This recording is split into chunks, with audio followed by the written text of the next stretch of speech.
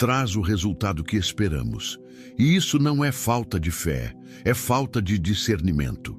A palavra de Deus diz em Tiago 5, 14 e 16: Está alguém entre vós doente? Chame os presbíteros da igreja e orem sobre ele, ungindo-o com óleo em nome do Senhor. E a oração da fé salvará o doente. Mas esse texto não é uma fórmula mágica, não é uma chave automática. Ele aponta para algo mais profundo, uma vida quebrantada, uma fé verdadeira, uma comunidade espiritualmente madura que intercede em nome do Senhor, não segundo as emoções, mas segundo o Espírito. A oração que cura nasce da obediência e da humildade, nasce da escuta de Deus, porque há enfermidades que não foram colocadas ali por acaso. E antes de clamar por um milagre, precisamos entender o que está acontecendo espiritualmente. Nem sempre a cura é o que Deus quer naquele momento. Nem sempre a resposta virá na forma que esperamos. Às vezes, o Senhor está tratando algo mais profundo. Às vezes, a doença não é o problema, mas um sinal, e é aqui que começa o discernimento. Quando oramos por alguém doente, precisamos fazer perguntas espirituais que muitos evitam. Perguntas que confrontam. Por que essa pessoa está doente? O que Deus quer revelar por meio dessa enfermidade? Há algo que precisa ser confessado? Há algo que precisa ser libertado? Orar por cura sem essas perguntas é agir com boa intenção, mas sem direção. E boa intenção sem discernimento pode ser perigosa. A história do rei Ezequias em Isaías 38 é um exemplo poderoso. Ele ficou doente, à beira da morte, e o profeta Isaías foi até ele com uma palavra clara de Deus: Põe em ordem a tua casa, porque morrerás e não viverás. Aquilo não era apenas uma enfermidade, era um anúncio espiritual. Deus estava usando a doença para alertar, para tratar, para preparar. Mas Ezequias chorou, clamou com sinceridade e humildade, e Deus teve misericórdia. O Senhor prolongou sua vida por mais 15 anos. Mas veja, não foi a oração em si que mudou tudo. Foi o coração quebrantado, foi a entrega, foi o arrependimento, foi a verdade diante de Deus. Não foi uma oração leviana, automática ou impaciente. Foi uma oração que nasceu da dor e da submissão. E mesmo assim, Deus respondeu conforme seu plano, não conforme a vontade humana. Há um abismo entre orar por hábito e orar com entendimento. O Espírito Santo é quem conduz a oração verdadeira. E quando Ele nos move a interceder, Ele também nos revela. Ele mostra se há algo escondido. Ele nos guia a confrontar com amor, a ouvir antes de falar, a discernir antes de agir. Muitas vezes a pessoa pela qual oramos está em pecado, afastada, endurecida. E Deus está usando a dor para chamá-la de volta.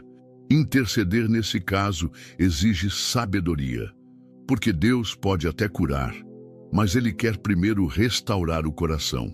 Por isso, precisamos parar de tratar a oração como uma fórmula. Precisamos parar de pensar que se dissermos as palavras certas, tudo vai mudar.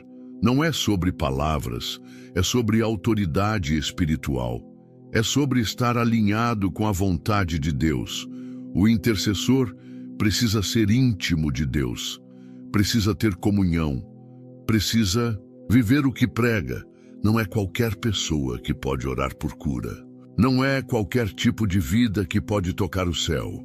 A oração que cura é fruto de um relacionamento constante com o Senhor. É fruto de alguém que conhece o coração de Deus e não impõe sua própria vontade. Às vezes, o maior milagre não é a cura do corpo, mas a cura da alma. E se não entendermos isso, vamos continuar orando, clamando, gritando e nos frustrando por não vermos o resultado. Porque estamos orando com sinceridade, mas sem revelação, com emoção, mas sem direção. Não é à toa que Tiago fala da confissão dos pecados junto com a oração de cura. Ele diz: confessai as vossas culpas uns aos outros e orai uns pelos outros para que sareis. Ele está mostrando que há uma ligação entre o que está na alma e o que está no corpo. Que a oração eficaz não é só um clamor por saúde, mas um convite à santidade. Que antes de pedir um milagre, é preciso passar pela verdade, pela luz, pela exposição do coração. E isso vale tanto para quem ora, quanto para quem recebe a oração. Porque se o intercessor está em pecado, sua oração não tem poder. E se o enfermo está com o coração fechado, não há cura que permaneça. O mover de Deus acontece onde há verdade, onde há humildade, onde há arrependimento, onde há fé genuína e não teatro espiritual. Por isso, quando você for orar por alguém doente, vá com temor, vá com discernimento. Pergunte ao Senhor: o que tu estás fazendo aqui? Peça ao Espírito Santo que revele se há algo mais profundo. Não se precipite. Não ore só para cumprir um ritual. Ore com propósito. Ore com verdade. Ore com a alma em silêncio, ouvindo o que Deus quer fazer antes de pedir o que você deseja.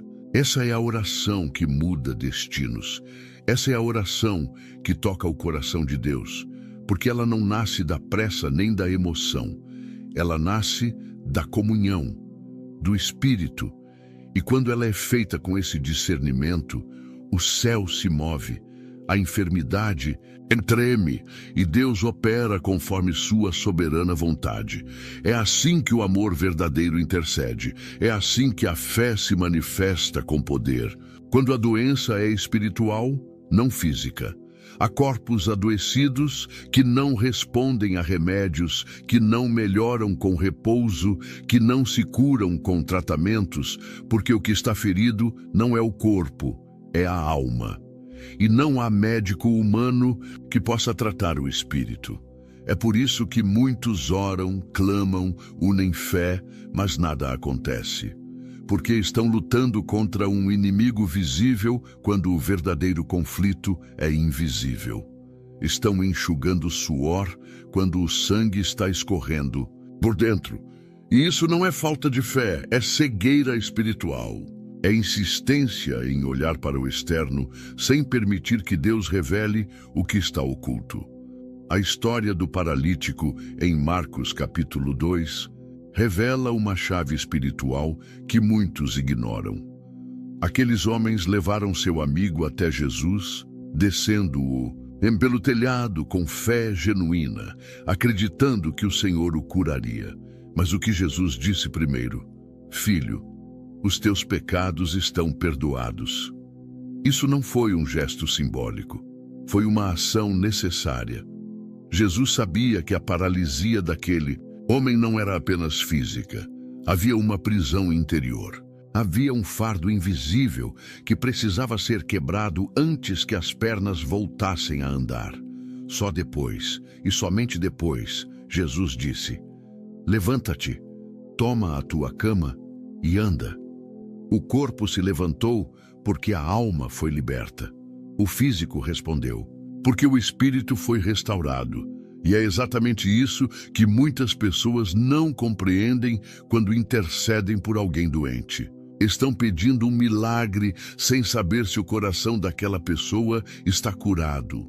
Estão clamando por cura sem se perguntar: essa pessoa está em paz com Deus? Porque a verdade é que muitos adoecem porque estão carregando mágoas antigas, pecados não confessados, rancores que envenenam. E enquanto isso não for tratado, orar pela cura do corpo é o mesmo que pintar uma parede rachada sem consertar a estrutura. As Escrituras são claras ao mostrar que a alma influencia o corpo.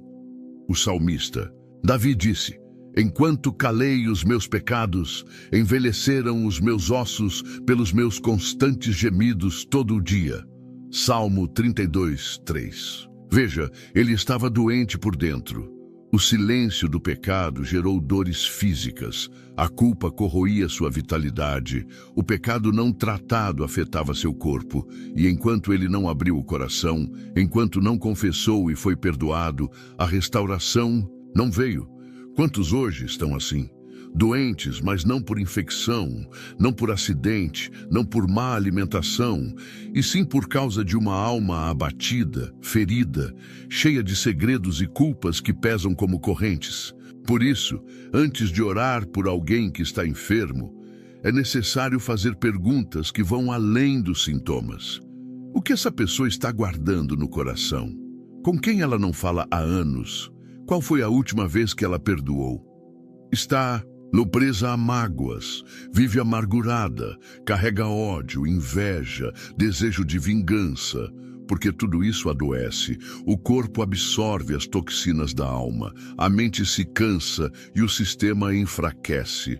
E aí, quando oramos pedindo saúde, Deus nos mostra que o que precisa ser restaurado é o espírito, não o sangue ou os ossos. Há pessoas que estão há anos lutando com dores misteriosas, com diagnósticos imprecisos, com remédios que aliviam e por um tempo, mas não resolvem. E muitas vezes o que há ali é um espírito aprisionado, opressão espiritual, amargura enraizada, pactos inconscientes com o mal. E quando alguém se dispõe a orar, sem saber disso, sem buscar discernimento, acaba colocando panos sobre feridas abertas, tentando curar o sintoma sem tocar na origem.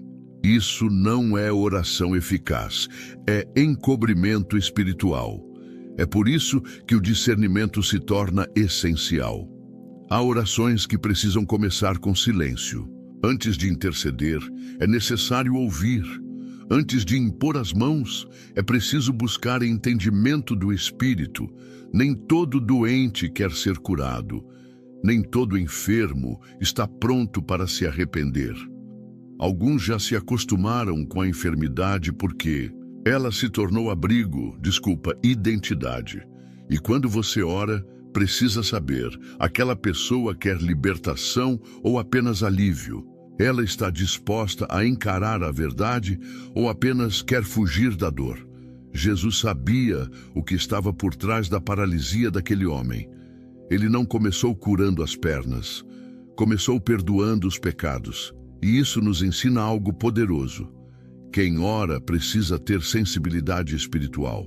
Precisa ser guiado pelo Espírito Santo e não pelo impulso emocional. Porque quando oramos por alguém adoecido pela alma, o corpo não reage se o espírito continuar aprisionado. E às vezes, o que Deus quer fazer não é levantar alguém da cama, mas levantar alguém da escuridão do pecado, da escravidão do passado, da dor não resolvida que alimenta a enfermidade física. Não há como separar alma e corpo na vida espiritual. Somos seres integrais, e uma oração eficaz é aquela que alcança o íntimo, que toca o espírito, que penetra com verdade. Por isso, não se apresse em declarar cura onde Deus ainda está, trabalhando arrependimento. Não apresse o milagre onde Deus está tratando caráter. Não peça pela cura física de alguém que precisa primeiro se reconciliar com o Pai. Porque orar sem entender isso é agir com boas intenções, mas com consequências espirituais sérias. A palavra diz que o coração alegre aformoseia o rosto, mas o espírito abatido seca os ossos. Provérbios 17:22. Isso não é poesia, é diagnóstico espiritual. Há corpos murchando porque a alma está murcha. Há músculos fracos porque a fé fraca. Há órgãos inflamados porque há emoções inflamadas. E isso precisa ser tratado com sinceridade, com confronto, com verdade. Não adianta orar por saúde se a pessoa insiste em viver longe de Deus. Não adianta pedir restauração se ela continua alimentando ódio, mentira, orgulho, inveja. O corpo não vai responder a uma alma que se recusa a se curvar diante do Senhor. O que precisamos entender com temor é que há orações que encobrem, e há orações que expõem. Há intercessores que apenas repetem palavras, e há intercessores que, com lágrimas e discernimento, conduzem o enfermo à libertação. E é esse o chamado: não apenas orar, mas mergulhar no espírito daquele que sofre, enxergar além da aparência, tocar o invisível. Porque só assim a verdadeira cura pode acontecer, uma cura que começa onde ninguém vê, mas que transforma tudo o que está doente. Quando o coração é restaurado, o corpo pode então respirar em paz. Há pedidos que Deus ouve com amor, mas responde com silêncio. Há orações feitas com lágrimas nos olhos, sinceridade no coração e fé viva na alma, mas que mesmo assim recebem um não como resposta. E isso não é rejeição, isso é amor. É a forma como o Pai nos ensina que nem tudo o que desejamos é o que realmente precisamos. Às vezes, o que pedimos é menor do que aquilo que Deus quer realizar. Outras vezes, estamos pedindo que Ele tire algo que está sendo usado por Ele para nos moldar. A verdade é que há dores que Deus não remove. Não porque Ele não nos ame, mas porque Ele nos ama demais para deixar de fazer o que é necessário. O apóstolo Paulo, homem de oração, cheio do Espírito, fiel à missão, passou por essa experiência. Ele fala sobre um espinho na carne, algo que o incomodava profundamente. Não sabemos exatamente o que era. Alguns dizem que era uma enfermidade, outros que era um ataque espiritual ou uma perseguição constante. O fato é que ele orou 3 vezes para que Deus o livrasse, e a resposta foi clara: minha graça te basta. Esse texto em 2 Coríntios 12 é um marco na fé cristã, porque nos mostra que nem todos os milagres são visíveis. Às vezes, o verdadeiro milagre é permanecer de pé com dor, é continuar crendo sem ver, é manter o coração firme mesmo sem respostas. Paulo ouviu de Deus que aquele sofrimento tinha propósito, que aquela fraqueza era o espaço onde o poder de Deus se manifestava com mais clareza. E essa é uma lição que poucos querem aprender. Queremos a cura, queremos a libertação. Mas esquecemos que o quebrantamento também é uma ferramenta divina. Quando oramos pela cura de alguém, precisamos considerar essa possibilidade com humildade. E se Deus estiver dizendo não? E se o que vemos como obstáculo, Ele vê como instrumento? Nem toda enfermidade é punição, nem toda dor é castigo. Algumas são proteção, outras preparação. Há doenças que nos impedem de ir por caminhos que nos destruiríamos se estivéssemos saudáveis. Há limitações que mantêm nossa alma rendida, nossa carne humilhada, nosso orgulho sob controle. E quando oramos sem compreender isso, corremos o risco de lutar contra o próprio Espírito de Deus. A oração madura não é aquela que exige, mas a que se submete. A que diz: Senhor, eu quero a cura, mas acima de tudo quero a tua vontade. E essa é uma oração difícil de fazer, porque ela exige rendição, ela exige confiança, exige fé no meio do mistério. É fácil crer quando Deus responde com o que pedimos. Difícil é confiar quando Ele responde com silêncio ou com um plano diferente. Difícil é aceitar que o sofrimento pode estar servindo a um bem maior que ainda não conseguimos enxergar. Olhe para a cruz. Cristo não foi poupado da dor, não foi curado no Getsêmani, não foi livrado do sofrimento. Ele orou: Pai, se possível, passa de mim este cálice. E ainda assim, ele mesmo completou: mas que não seja feita a minha vontade, e sim a tua. Essa é a oração mais poderosa que alguém pode fazer. Não é a oração que clama por livramento, mas a que clama por obediência. E quando aprendemos a orar assim, começamos a ver a vida com os olhos de Deus e não com os olhos da nossa urgência.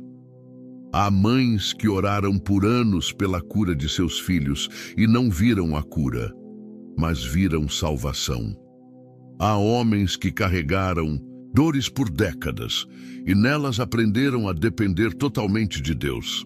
Há mulheres que foram quebradas por uma enfermidade, mas através disso influenciaram vidas, testemunharam, marcaram gerações com sua fé.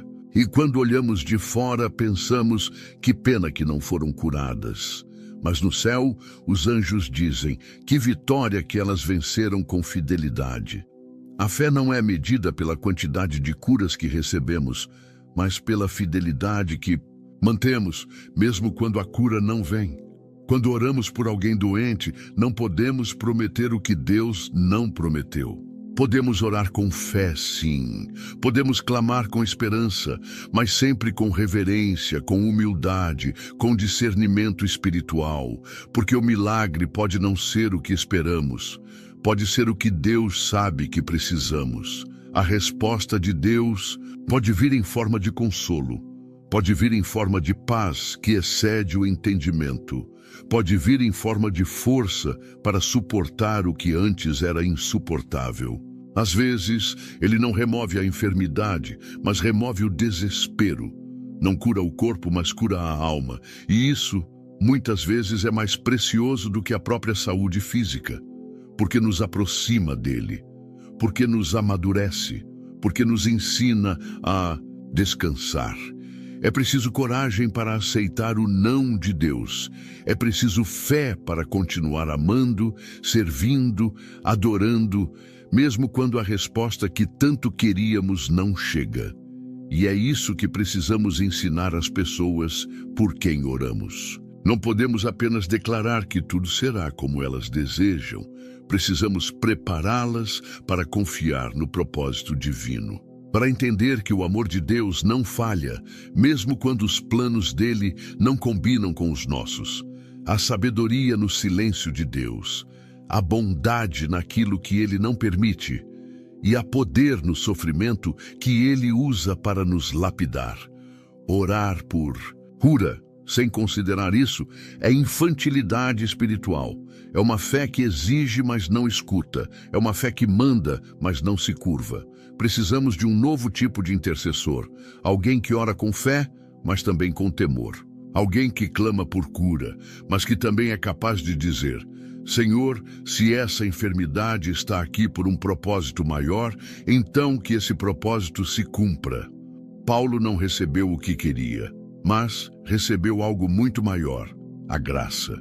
E essa graça o sustentou, o fortaleceu, o capacitou a viver além da dor, a continuar pregando, servindo, escrevendo, transformando vidas, mesmo ferido. E talvez esse seja o maior testemunho, não o de quem foi curado, mas o de quem foi sustentado, não o de quem foi livrado, mas o de quem foi capacitado a vencer, mesmo com a ferida aberta. Quando você orar por alguém, lembre-se disso. O milagre pode vir com a cura, mas também pode vir com a perseverança, pode vir com a paz, pode vir com a presença de Deus no meio da tempestade. E se for assim, ainda será milagre, ainda será resposta, porque o céu não mede como nós medimos. E a graça de Deus, quando compreendida, sempre será suficiente. Não ore sem a autoridade da fé viva. A oração que verdadeiramente toca o céu não nasce de vozes que apenas conhecem a religião. Ela nasce da intimidade, nasce da comunhão. Porque o que acontece no mundo espiritual não obedece a fórmulas nem a repetições. Deus não se move por tradição, mas por verdade. E quando falamos de interceder por alguém doente, não estamos lidando com um costume qualquer. Estamos entrando em campo de batalha.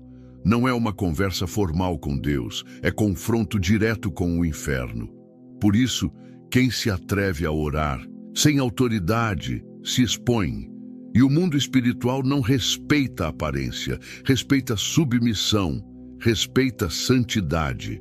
Em Atos 19, encontramos a história dos filhos de Seva. homens que viram Paulo expulsando demônios, fazendo milagres e tentaram repetir o que ele fazia. Disseram ao espírito maligno: esconjuro-vos por Jesus, a quem Paulo prega. Mas o espírito respondeu: a Jesus conheço e bem sei quem é Paulo, mas vós, quem sois? E então o homem possesso se lançou sobre eles, dominou-os e os envergonhou publicamente. O que faltava àqueles homens? Autoridade espiritual. Eles sabiam as palavras, conheciam o nome de Jesus, mas não tinham comunhão, não tinham vida no altar. Eram estranhos no mundo espiritual. Isso ainda acontece. Muitos oram por cura sem conhecer o Deus a quem suplicam. Repetem palavras, citam versículos, impõem as mãos, mas a alma está distante do Senhor. Estão ocupados com seus próprios interesses, vazios por dentro, com a vida desconectada da palavra. A oração se torna um ato mecânico, não um clamor vindo do Espírito. E nesses casos, o que acontece não é cura, é confusão. Porque onde não há autoridade, não há respaldo divino. E onde não há respaldo, há exposição. A autoridade não está no volume da voz, não está na emoção, não está na quantidade de versículos memorizados. Está na vida consagrada, está na presença de Deus no cotidiano. Está no joelho dobrado em secreto, no coração quebrantado, na renúncia diária. Só tem autoridade quem obedece, só carrega autoridade quem vive em aliança. E quando falamos de orar pelos enfermos, é disso que estamos tratando. De alguém que carrega o céu dentro de si e por isso pode tocar com ousadia as enfermidades da terra. A fé viva não é teoria, é prática. Ela se manifesta quando a vida condiz com as palavras. Quando o intercessor não apenas fala de Deus, mas vive com Deus. Quando não apenas crê em milagres, mas se submete ao Senhor dos milagres. E essa fé viva gera autoridade, gera confiança espiritual, gera resultados eternos, porque não é a força do homem que move o impossível, é a presença de Deus em alguém que o conhece. Muitos acham que orar é simplesmente dizer palavras bonitas, mas o que sustenta uma oração não é sua beleza, é sua origem. Uma oração verdadeira nasce no altar, e o altar exige santidade. Ninguém ora com eficácia sem primeiro ter sido queimado pela presença de Deus. Não se entra no Santo dos Santos com mãos impuras, não se toca o coração de Deus com uma vida dividida. A oração que cura exige um intercessor que seja cheio do Espírito, alguém que tenha autoridade, porque vive em obediência. Há enfermos esperando um toque de alguém que ande com Deus de verdade, esperando uma voz que não apenas declare, mas que carregue unção, porque o enfermo sente quando é só palavra, o espírito percebe quando é só aparência, e o inferno sabe quando é só encenação. Mas quando um homem ou uma mulher de Deus se levanta com coração limpo, com fé viva, com autoridade verdadeira, as trevas tremem e o corpo doente começa a responder. Porque há poder na vida consagrada, isso precisa nos confrontar. Não podemos continuar orando por cura com mãos sujas. Não podemos continuar intercedendo sem comunhão. Não é uma questão de perfeição, e é uma questão de rendição. Deus não exige que sejamos perfeitos, mas exige que sejamos íntegros, que sejamos verdadeiros, que não sejamos hipócritas. Que aquilo que falamos em público seja o reflexo do que vivemos em secreto. Você quer orar por alguém e ver milagres acontecerem? Então comece pela sua vida. Comece pela sua intimidade com Deus. Comece pelo arrependimento, pela confissão, pela purificação da mente e do coração. Porque quem não se deixa curar por Deus não pode ser instrumento de cura na vida dos outros. Quem não anda com Jesus não pode usar o nome dele como se fosse uma chave que abre qualquer porta. O nome de Jesus tem poder, mas só na boca. De quem se rende a ele. Quando alguém ora com fé viva, não precisa gritar, não precisa impressionar. A autoridade é percebida, o céu responde, o mundo espiritual reconhece, porque há um selo sobre essa pessoa, um selo de obediência, um selo de santidade, um selo de verdade. E é isso que abre caminhos no mundo invisível. É isso que faz com que a oração toque enfermidades, desfaça obras malignas e traga à tona a cura que Deus deseja liberar. Não é uma questão de fórmula, é uma questão de fogo. Fogo do Espírito. Fogo que consome o ego, que queima o pecado, que purifica a intenção. E esse fogo só vem sobre o altar onde há entrega. O intercessor que vive em pecado consciente está desarmado. O que vive uma fé superficial está exposto. Mas o que vive diante de Deus, mesmo em silêncio, carrega um poder que ecoa nos céus. E quando essa pessoa ora, o enfermo sente algo diferente. O ambiente muda. O coração se quebra, a presença de Deus se manifesta. É esse tipo de intercessor que o mundo precisa. Não apenas alguém que fala de Deus, mas alguém em quem Deus habita. Alguém que carrega a presença porque decidiu andar com ela todos os dias. Não há atalhos para esse nível de autoridade. Não se compra, não se simula, não se ensaia, só se conquista no secreto. No jejum, na palavra, na renúncia, no amor verdadeiro por Cristo. Orar por alguém doente é um ato sagrado, é um chamado à guerra. E não se vai para o campo de batalha com armadura falsa. Não se enfrenta o inimigo sem preparo. Antes de colocar as mãos sobre outro, coloque seu coração diante de Deus. Antes de falar por alguém, ouça o que o Espírito diz. Antes de clamar por cura, viva você mesmo uma vida curada pela presença do Senhor, porque só assim sua oração não será apenas som, será uma flecha certeira no mundo espiritual. O perigo de impor as mãos sem discernimento. Há ações no mundo espiritual que parecem, aos olhos humanos, apenas gestos de compaixão, mas na realidade invisível carregam peso, consequência e responsabilidade.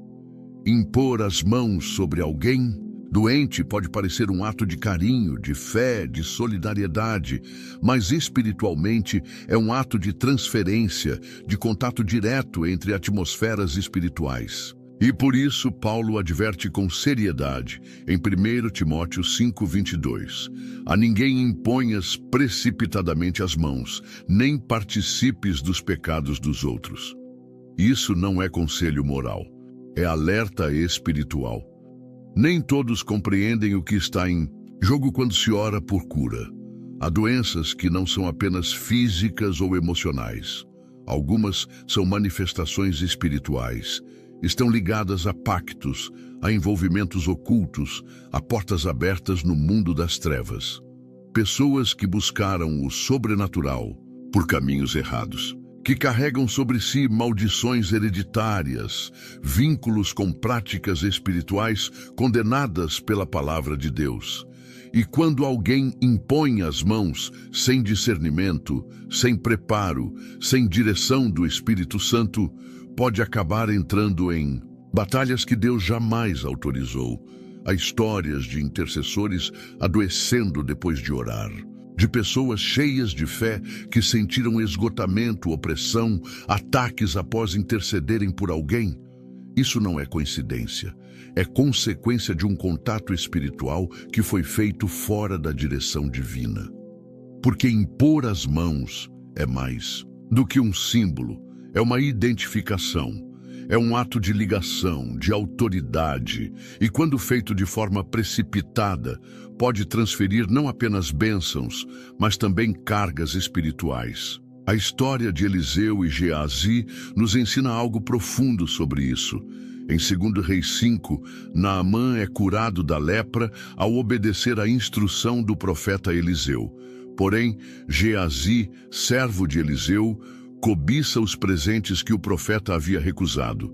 Ele corre atrás de Naamã e mente, recebendo o que não devia. Quando volta, Eliseu o confronta.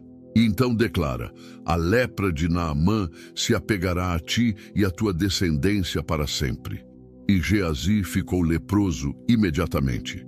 Esse episódio mostra que a impureza espiritual pode ser transmitida, que o pecado pode ativar sentenças que atingem até gerações, e que o ministério, se não for vivido com integridade, pode se tornar canal de maldição em vez de bênção.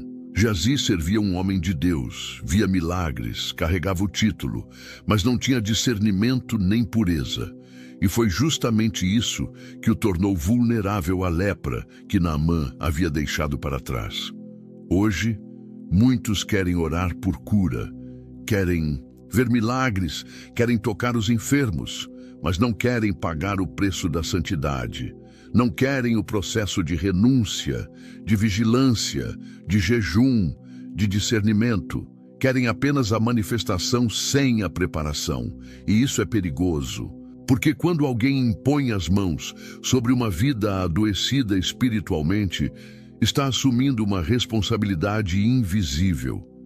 Está abrindo um canal de contato.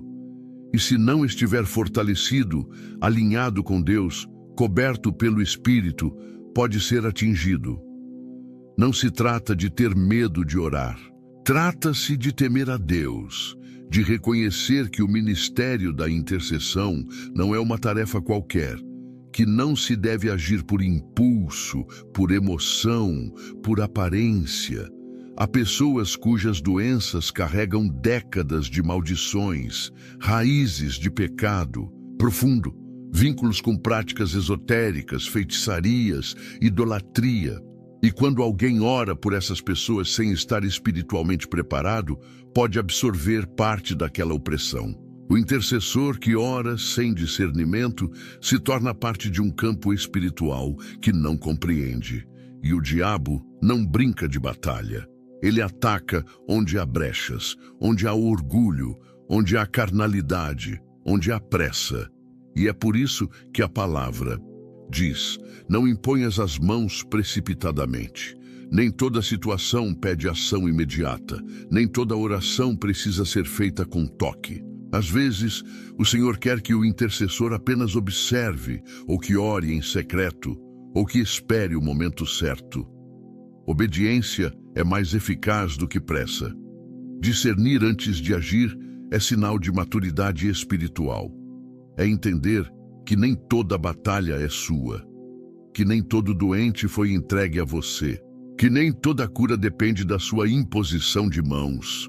Deus pode curar de longe, pode usar outras pessoas, pode esperar o tempo certo. E se Ele te usa, é porque houve direção. Mas se você age sem ouvir, sem buscar o Espírito, você pode estar se metendo em combates que vão te ferir. O que mais vemos são pessoas que se lançam com entusiasmo, mas sem cobertura, que oram por qualquer um, em qualquer lugar, de qualquer jeito, e depois se perguntam por que estão desanimadas, cansadas, doentes, confusas. O mundo espiritual exige sobriedade, exige vigilância. A unção não é brinquedo. A intercessão não é teatro, é guerra. E só guerreiros preparados devem entrar em campo. Muitos dos ataques espirituais que vemos hoje contra crentes sinceros, mas negligentes, têm raiz nesse ponto. Estão tocando onde Deus não mandou. Estão orando sem discernimento. Estão impondo mãos por impulso, sem cobertura, sem propósito, sem pureza. Isso tem consequências. Nem sempre visíveis de imediato, mas reais. É por isso que tantos se frustram com o ministério de cura, porque não entenderam que antes de tocar o outro, é preciso ser cheio do Espírito. Antes de orar, é preciso perguntar: Senhor, Tu me enviaste para isso? A oração por cura é santa. é expressão de amor, de fé, de esperança, mas também é território sagrado. E como todo território sagrado, exige reverência, exige preparação, exige pureza. Quem impõe as mãos precisa ser alguém que vive em constante vigilância, em comunhão com Deus, sensível à voz do Espírito, humilde para recuar quando for necessário e ousado quando for enviado. Que nunca sejamos precipitados no agir. Que antes de cada oração, antes de cada imposição, haja silêncio, busca, escuta. Que o Espírito nos diga o que fazer. Porque a vontade de Deus é boa, perfeita e agradável, mas só se manifesta plenamente na vida daqueles que agem sob direção e não por impulso. O perigo não está em orar, está em orar fora da cobertura, fora da autoridade, fora da obediência. Por isso, toda vez que você estender suas mãos sobre alguém, tenha certeza de que o céu está estendendo as dele sobre você. Antes de orar, pergunte ao Espírito Santo o que ele quer fazer. Nem toda oração agrada o céu, ainda que venha com palavras bonitas e comoventes. O que move o coração de Deus não é a força da nossa vontade, mas a submissão da nossa alma à vontade dele. Orar, especialmente por alguém enfermo, não é tentar convencer Deus a fazer o que nós achamos melhor. É perguntar com reverência: Senhor, o que tu queres fazer aqui? Essa é a postura do verdadeiro intercessor. Não é quem impõe sua agenda a Deus, mas quem se curva diante do plano divino, mesmo sem compreendê-lo totalmente. Há momentos em que a cura que desejamos não é a prioridade do céu. Às vezes, Deus deseja tocar primeiro o coração do enfermo, não o corpo. Em outras ocasiões, a enfermidade está sendo usada como instrumento para expor verdades, para chamar atenção, para quebrar o orgulho, para restaurar relacionamentos, para despertar fé em outros. E quando alguém ora sem considerar isso, age com boa intenção, mas sem direção. A fé madura não exige, ela se rende. Ela pergunta antes de declarar. E essa pergunta, feita em silêncio no coração, muda tudo. Espírito Santo, o que o Senhor deseja fazer aqui? Quando Jesus soube que Lázaro estava doente, ele não correu imediatamente para curá-lo. Pelo contrário, permaneceu onde estava por 2 dias. Os discípulos podem ter estranhado. Marta e Maria certamente sofreram com a demora. Mas Jesus tinha um plano que ia além da cura. Ele queria revelar a glória de Deus de forma mais profunda. Em João 11:4 ele disse: Esta enfermidade não é para a morte, mas para a glória de Deus, para que o Filho de Deus seja glorificado por ela. E só depois de 4 dias de morte, quando toda a esperança humana havia se esgotado, é que o milagre aconteceu. Não porque Jesus não se importava, mas porque ele sabia o tempo certo para agir. A lição é clara. Nem sempre a pressa humana corresponde ao plano divino, e muitos perdem a chance de participar de algo maior porque oram do jeito errado, na hora errada, com motivações erradas. Há quem ore apenas para aliviar a própria dor, para evitar o sofrimento, para encurtar o processo. Mas Deus, que vê o fim desde o começo, pode estar querendo fazer algo muito mais profundo, algo que só será possível se o tempo for respeitado, se a lição for aprendida, se a alma for tratada antes do corpo. É por isso que não podemos entrar em oração com uma agenda fechada. Precisamos entrar com os ouvidos abertos, com o coração disposto a obedecer, mesmo que a resposta seja contrária à nossa expectativa. Há quem ore por cura quando Deus quer tratar salvação. Há quem interceda por alívio quando Deus quer gerar arrependimento. Há quem clame por milagres visíveis quando o Senhor está operando um processo invisível, mas eterno. A oração eficaz nasce da intimidade com o Espírito, e onde há intimidade, há escuta. Quem ora precisa aprender a ouvir antes de falar, porque o Espírito pode revelar coisas ocultas, pode trazer à tona realidades espirituais que o olhar humano não enxerga. Pode dizer, espere, pode dizer, ainda não, pode dizer, antes de curar, eu vou quebrantar. E só quem tem maturidade espiritual permanece firme, mesmo quando a resposta não corresponde à expectativa. Há pessoas que, sem perceber, impedem o agir de Deus com suas orações precipitadas. Querem que Deus resolva agora, cure agora, transforme agora, mas não se perguntam o que o céu deseja realizar naquele momento. Não perguntam ao Espírito Santo qual é a prioridade divina naquele processo. A oração impulsiva pode ser sincera, mas pode também ser carnal. E tudo que nasce da carne, ainda que bem intencionado, não produz frutos eternos. Submissão é a base da intercessão verdadeira. Orar é entrar em acordo com o que Deus quer fazer, não com o que achamos que Ele deveria fazer. O verdadeiro intercessor é alguém que está mais interessado em obedecer do que em resolver, mais interessado em cooperar com o céu do que em satisfazer seus próprios desejos. E isso exige humildade, exige desapego, exige discernimento. Há quem use a oração como ferramenta de controle, tentando forçar o agir de Deus. Mas o Espírito Santo não é manipulado, ele é santo, ele é soberano, ele conduz. E quando confiamos nele, passamos a perceber que até o silêncio de Deus tem propósito, que até a demora tem sabedoria, que até a dor pode conter glória, e isso muda completamente a forma como oramos. Não oramos mais com ansiedade, mas com reverência. Não oramos mais com medo, mas com fé. Não oramos mais com desespero, mas com confiança. Quando nos colocamos diante de alguém doente, a pergunta precisa vir antes do clamor. Senhor, o que tu queres fazer? Essa simples pergunta pode evitar que toquemos onde Deus ainda está operando. Pode evitar que interrompamos um processo que ainda não chegou ao fim. Pode evitar que façamos uma oração motivada pelo nosso desejo de ver alívio, quando o céu está interessado em ver transformação. O Espírito Santo conhece os corações, conhece as raízes das enfermidades, conhece o momento certo para intervir, e quando o ouvimos, ele nos guia com precisão.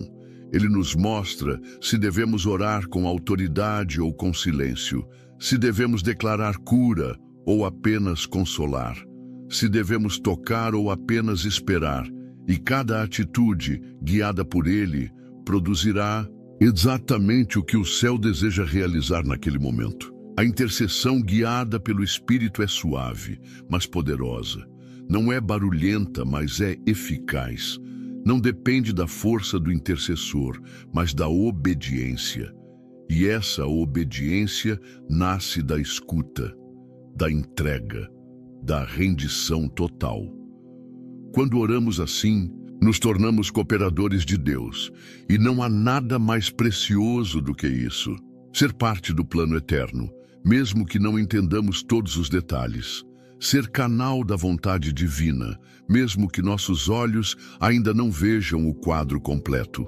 A oração mais poderosa que alguém pode fazer diante de um enfermo não é: Senhor, cura agora. É: Senhor, mostra-me o que o Senhor está fazendo aqui.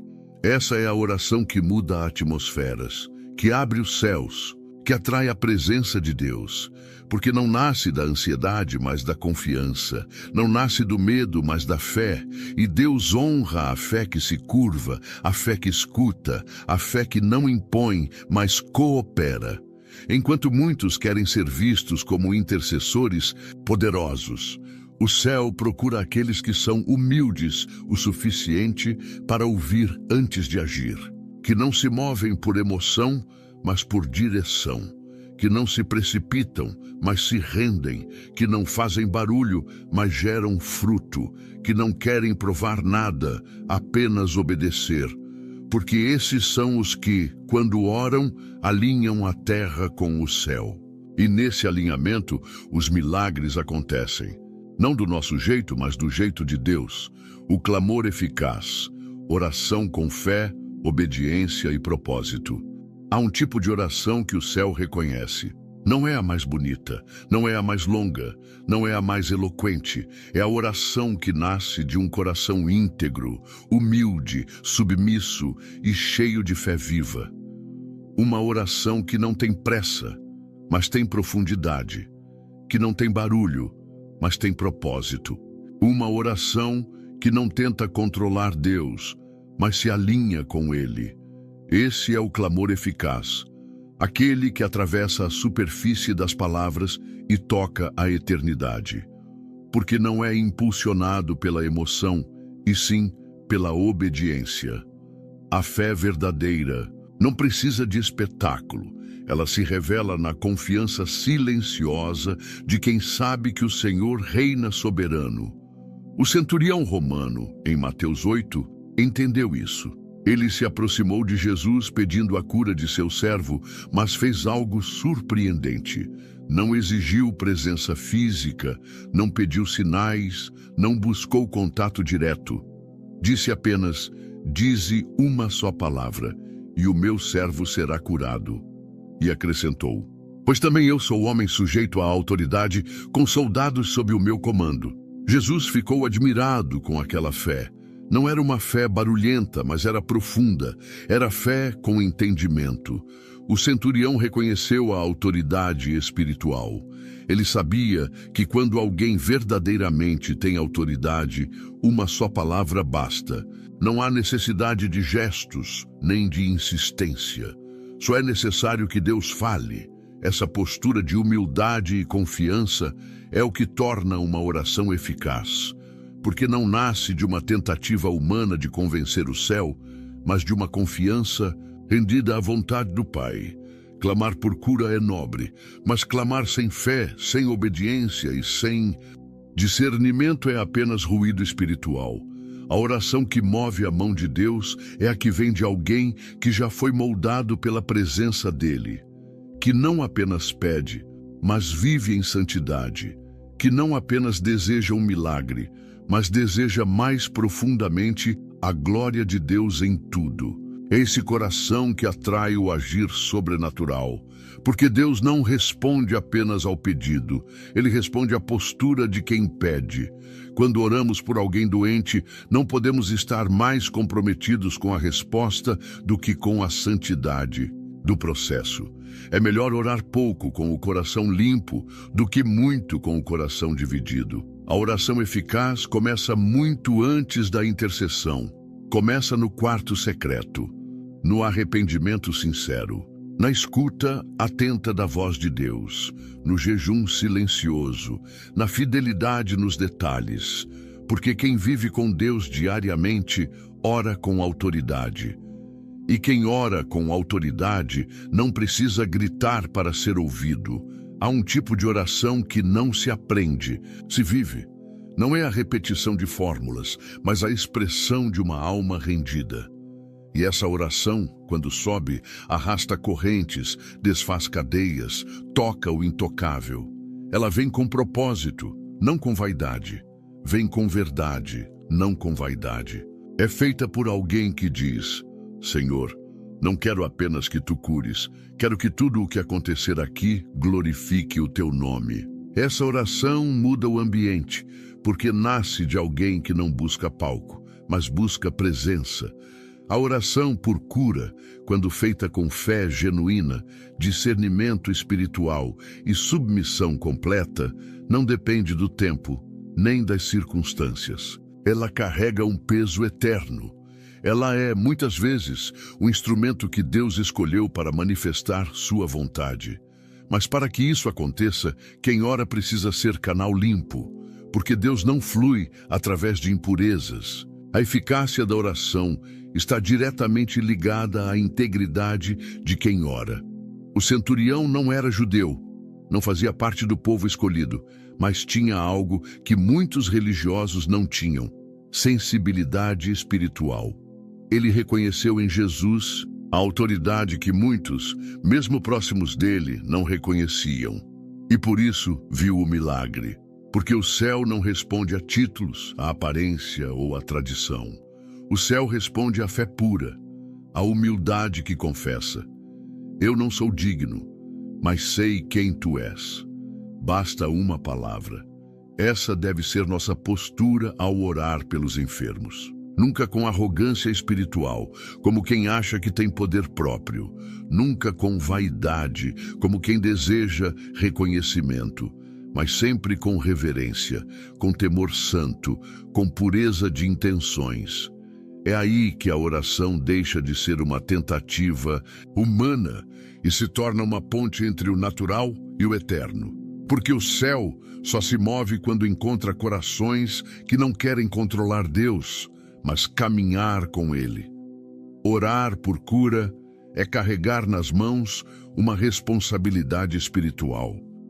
Não se trata apenas de aliviar dores, mas de ser instrumento da vontade de Deus. Às vezes isso significará ver milagres imediatos. Outras vezes significará apenas consolar, encorajar, acompanhar. Mas em todos os casos, nossa missão é a mesma: orar com fé, viver com santidade, obedecer com prontidão.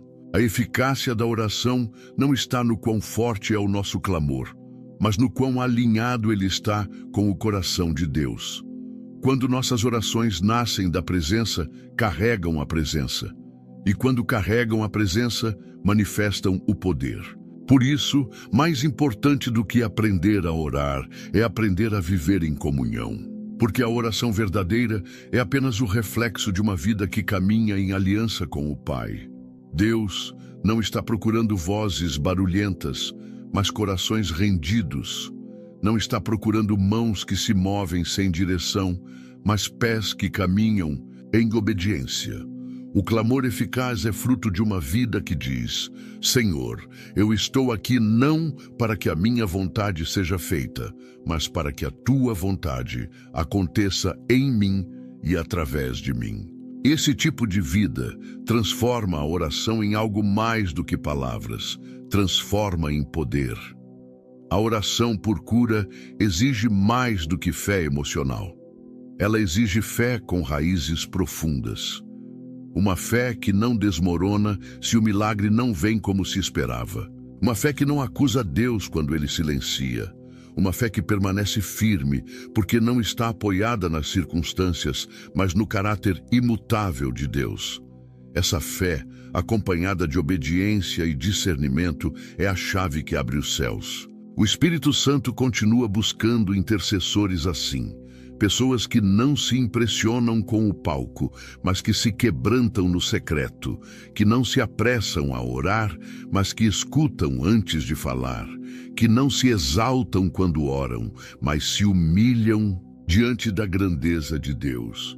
E quando essas pessoas oram, o céu se inclina, porque Deus reconhece nelas o mesmo espírito do centurião. Um coração rendido, uma fé pura, uma confiança silenciosa. A pergunta que permanece é: você está pronto para orar assim? Está pronto para abrir mão da sua pressa, do seu desejo, da sua visão limitada e simplesmente se alinhar com a vontade do Pai? Porque é nesse lugar de rendição que a verdadeira oração acontece. E é ali que a cura, a libertação e a glória de Deus se manifestam com poder. Que o Senhor te conceda discernimento, fé viva e um coração rendido à vontade dEle. Que tua oração seja sempre conduzida pelo Espírito Santo, cheia de reverência, obediência e propósito. E que, ao interceder por alguém, você seja instrumento da cura que vem do céu. Não pela força humana, mas pelo poder de um Deus que age quando encontra corações humildes. Que a graça e a paz de Cristo repousem sobre a sua vida hoje e sempre. Amém.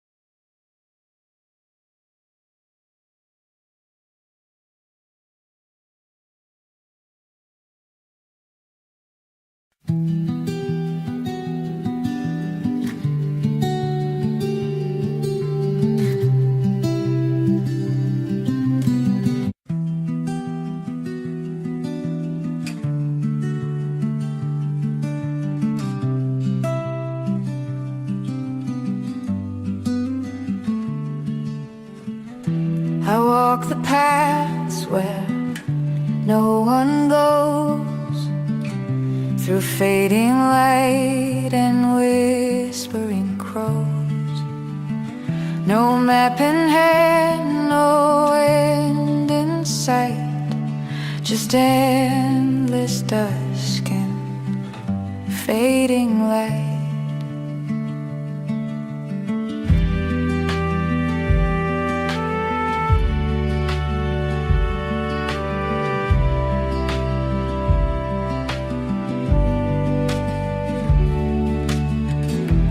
Trees don't speak, but they still know each quiet step, each heart below. The sky bends down, the wind is kind. These wandering roads reflect my mind. And though the noise calls loud and bright, I choose the peace of silent night. I keep on walking, wandering still, past every echo, over every hill. No destination, just the will to lose, to learn, to wander still.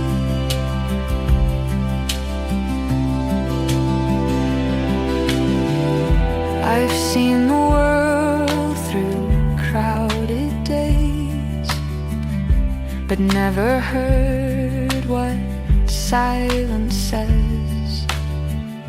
Now every stone beneath my feet tells stories no one else repeats.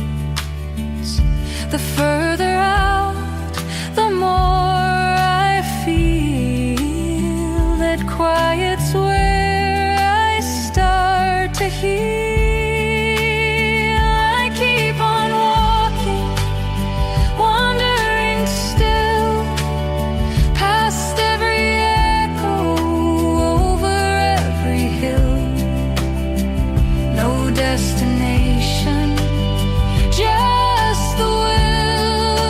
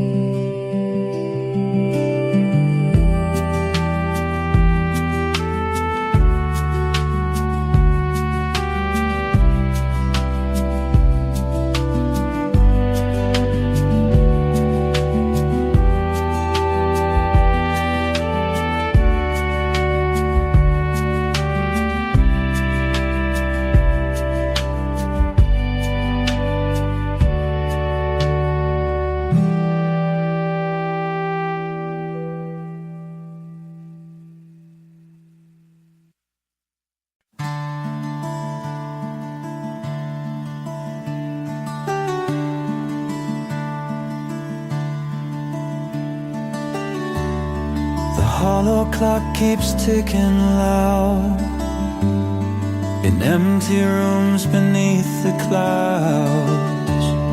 Its hands don't move, but time flows still. A silent pulse beneath the hill. Whispers float from unseen gears. Stories told through fragile years. I chase the sound that never came. A melody without a name. The echo bends, it twists and fades. A phantom song in twilight shades. Echoes of the hollow clock ringing through the ancient rock. Time dissolves in shadowed streams, caught between forgotten dreams. Every second lost, it mocks the ticking of the hollow clock.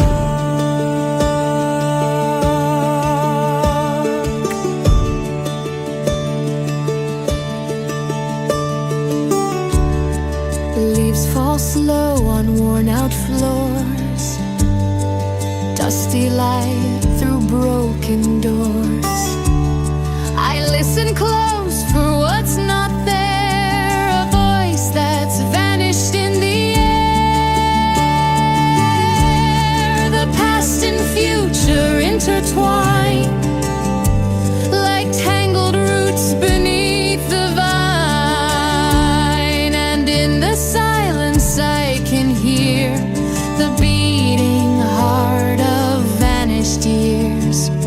The echo bends, it twists and fades. A phantom song in twilight shades. Echoes of the hollow clock ringing through the ancient rock. Time dissolves in shadowed streams, caught between forgotten dreams. Every second lost, it mocks the ticking of the hollow clock.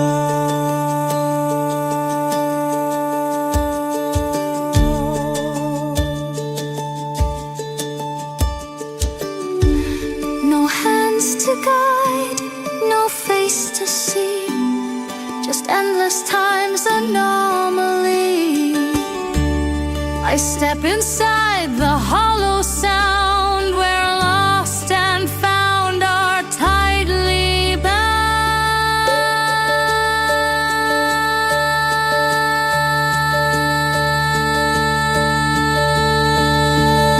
Echoes of the hollow clock, still they call me from the block. Through the ages, soft and slow, where all forgotten things still grow. Time may break, but still it talks. It echoes of the hollow clock.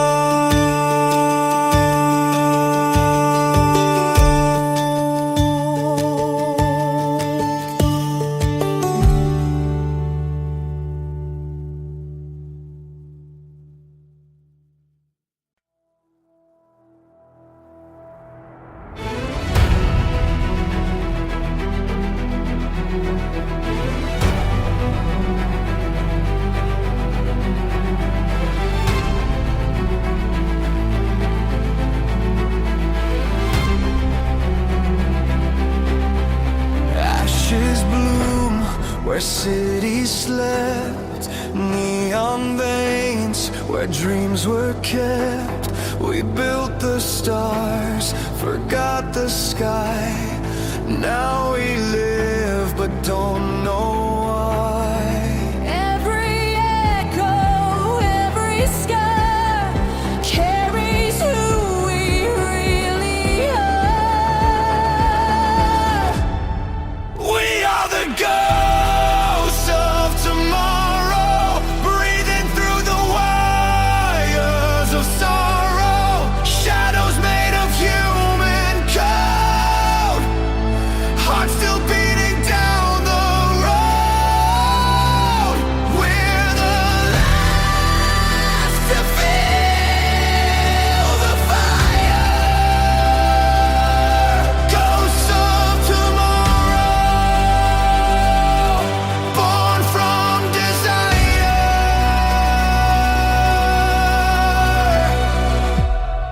Concrete prayers and plastic hands. The end begins where hope still stands. Memory flickers, soft and wild. The future cries like a broken child.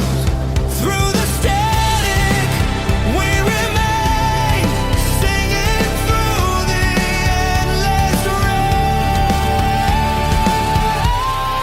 We are the ghosts of tomorrow, breathing through the wires of sorrow. Shadows made of human code, hearts still beating down the road. We're the last to feel the fire. Ghosts of tomorrow, born from desire. In the silence, we ignite, turning darkness into light. Every loss a spark we borrow, every tear a new tomorrow. We are the ghost of tomorrow. Still we fight, still we follow, through the ruins, through the snow. We're the flame that will not go. Ghosts of tomorrow.